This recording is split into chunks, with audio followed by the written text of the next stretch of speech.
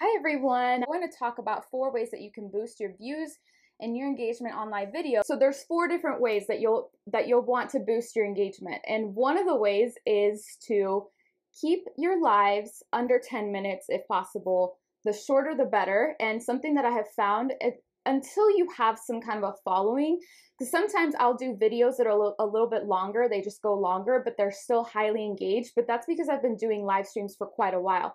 I don't recommend that for someone that is just starting to do live streams. I say keep them short at first so that you can start hooking people in. So once you are putting just short and sweet videos out there, then new people are going to say, oh, it's just 5 minutes and that title sounds really compelling. So I'm going to click and I want to learn more about it. If you're just starting out and you haven't been doing live streams for a while and you're not Beyonce, because if you're Beyonce, you can probably do a live stream for like 24 hours and have 1 million people watching. The second thing that I kind of just mentioned is to write a compelling title for your ideal client. So whoever that is, let's say if you are someone who works with people with autoimmune diseases, right? You're gonna have to come up with a title that's probably a little different than just a personal trainer or a fitness coach, right? So make sure that you are very in tune with who your ideal client is and what the big problem is that you solve for them.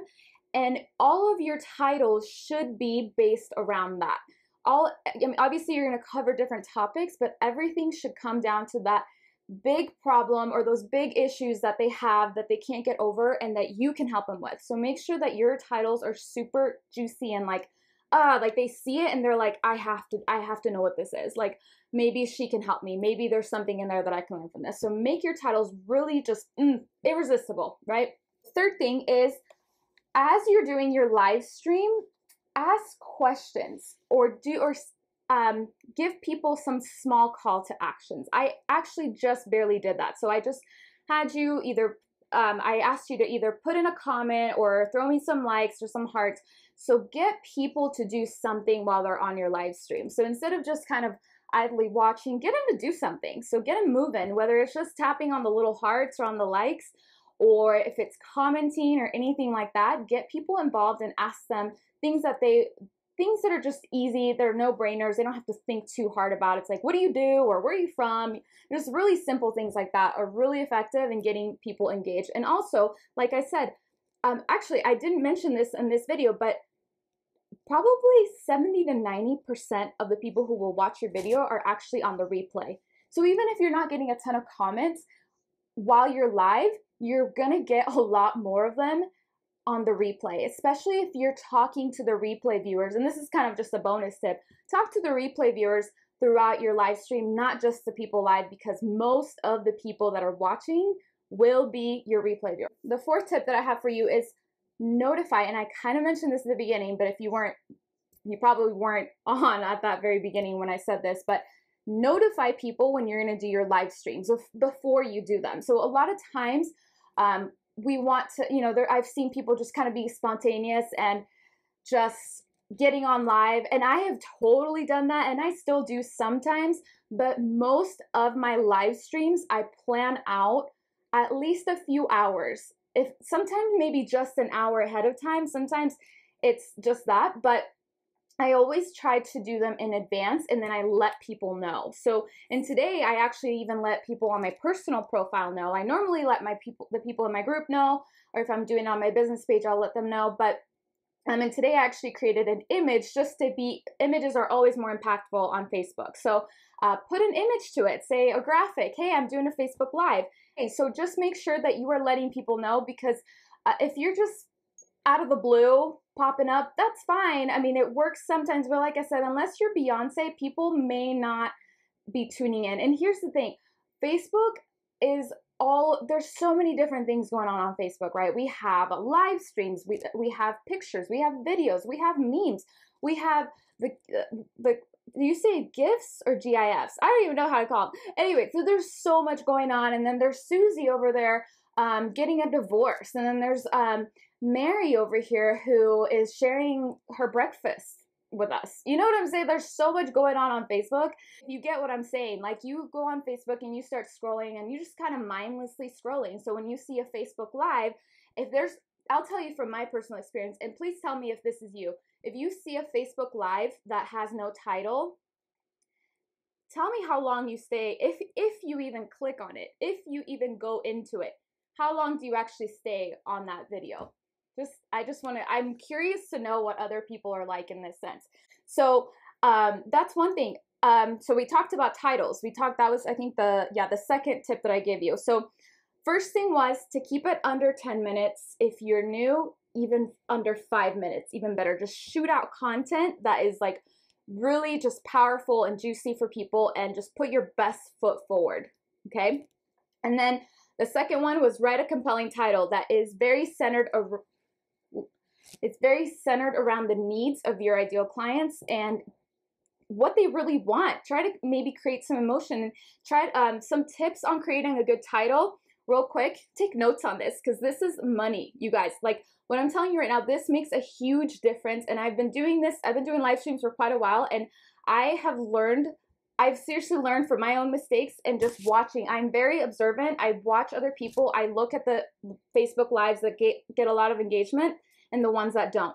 Okay, so a powerful title will have, you can use numbers, use time frames, use words like how, when, what, etc. So a couple examples for you would be 5 ways, if you're a relationship coach or a love coach, 5 ways to land a first date with an attractive, high quality man. That's juicy, huh? Or if you're maybe like a weight loss coach, how to lose 8% body fat in 3 weeks. Do you see how I'm using numbers and I'm using specific time frames there?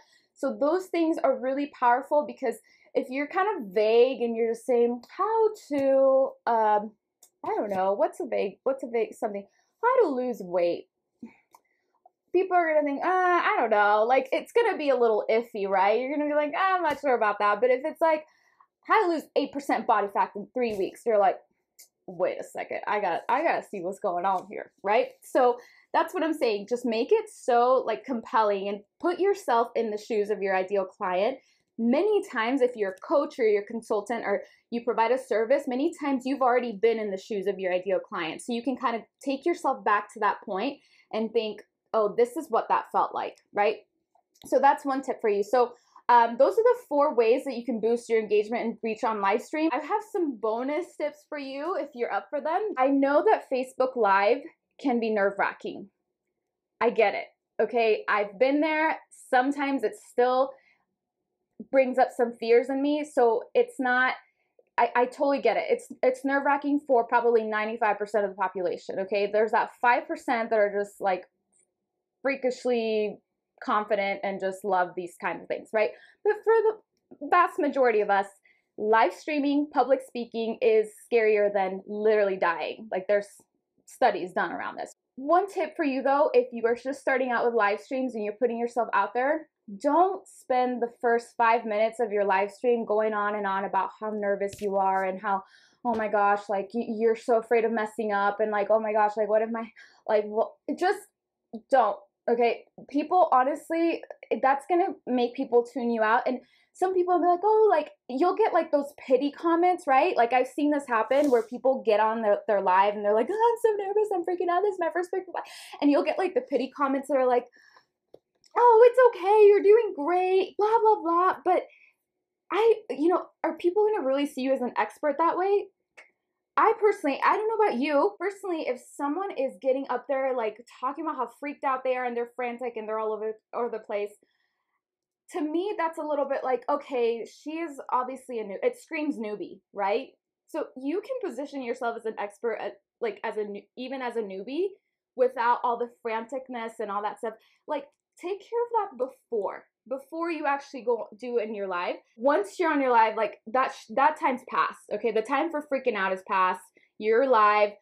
Give the content that you're meant to give. And another thing that goes along with that really helps take the pressure off of you, because at the end of the day, if you're a service-based entrepreneur in any way, you're doing this to help other people. You're not doing it to be a Beyonce, right? You're not doing it to be a diva.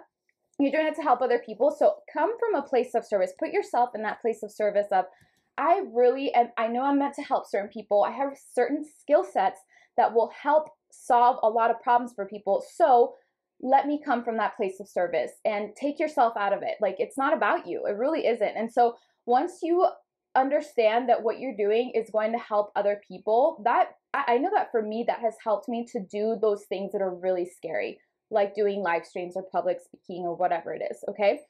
Then the other thing is, do a call to action when appropriate. Now, I don't think that you should be telling people about your program, or especially if you're charging premium prices. I don't think that Facebook Live is necessarily the place to talk about those things.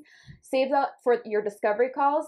However, I definitely, like 1 or 2 out of 5 times that I do a live stream, I put some call to actions, very specific call to actions out there, such as go grab my free 5-part course. It's totally free. If you want more tips on visibility and how to prep yourself, go grab my course. It's totally free. And you can just click the sign up button.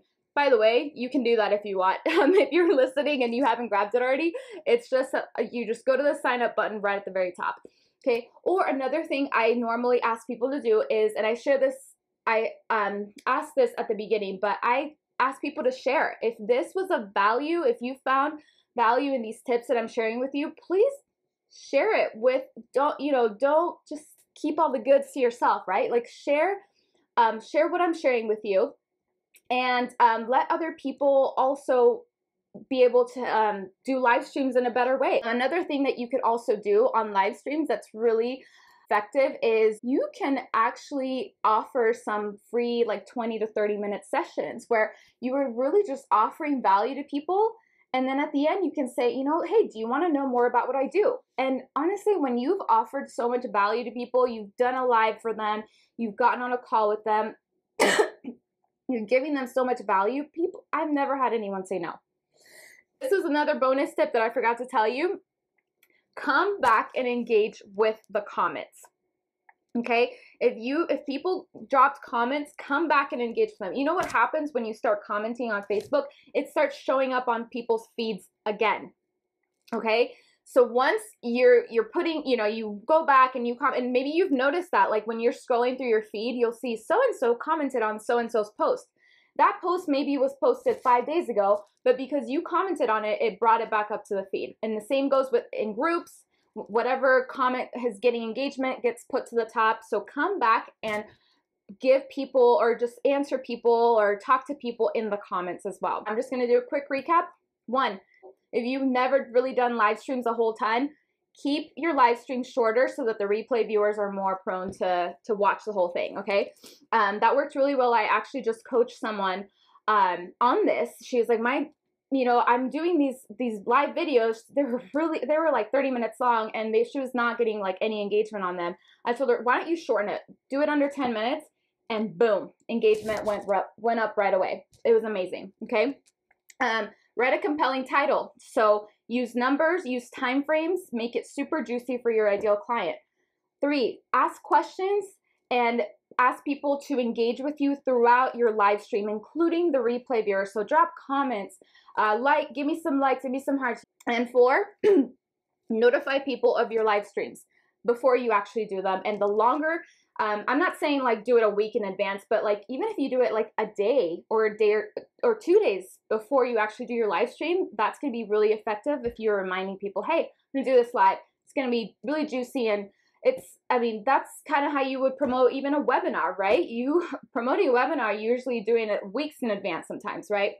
So that is it for today, guys. Thank you so much for joining. Like I said, if this was of value, please share it. Let me know in the comments what you think, and I'll talk to you guys soon. Bye.